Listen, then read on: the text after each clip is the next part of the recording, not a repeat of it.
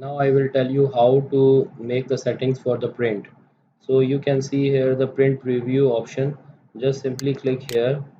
You will see that the activity table and the Gantt chart is not coming on one page. There are 6 pages are showing here.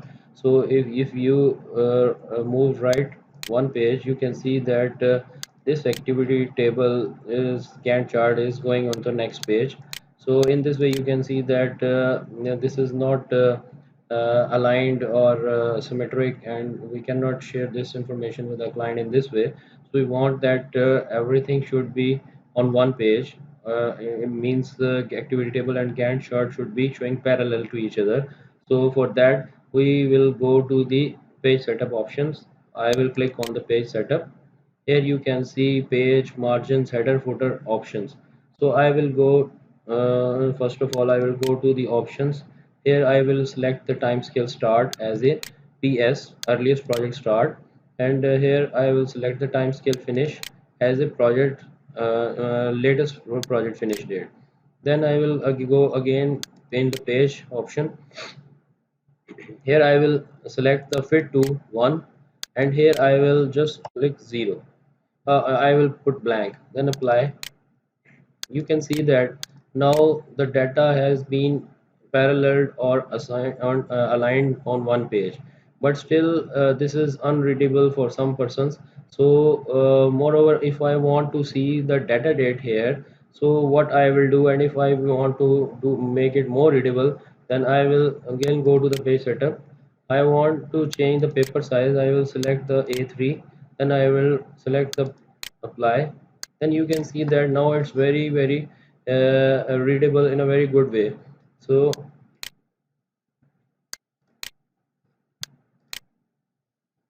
if you go to the last page, now you can see that activity table and Gantt chart are coming on the one page. One thing I was telling you that it is showing from the start date, but we also want to see the data date as well. So I will go to the page setup options, and I will write here -1 M. It means that I am getting the data from 1 month earlier than the project start. So apply. You can see that this data date is also showing here in the uh, print form. So it's good that to show the data date as well. Now I want to, if I want to change the headers and footers, then I will go again in the page setup options. Here I will select the header option. Here you can see that the header is divided into 3 sections. If I want to increase the length and increase the width, then I can select from here. Then if I want to increase the height of the header, I will select from here. I will you will see after apply that its height will be increased. On the left side, if you want to see the client logo, I will select the picture, and I will go from here and can select any picture where available. You can select from here. And on the right side, normally people apply the contractor or consultant picture. So I will a logo picture. So I will select from here. In the mid, normally we define the project name. So I will go here in the modify option, and I will write here project name,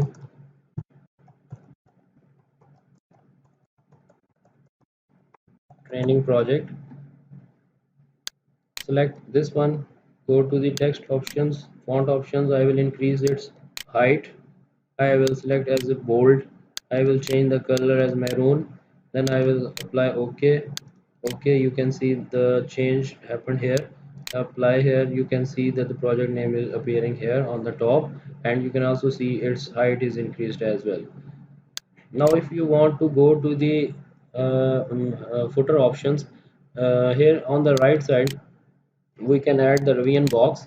So we will add revision box here, and I will change the date on which this schedule has been approved. For example, I am going to put here 28th of August, revision 0, or you can say baseline checked by, for example, XX, and approved by YY.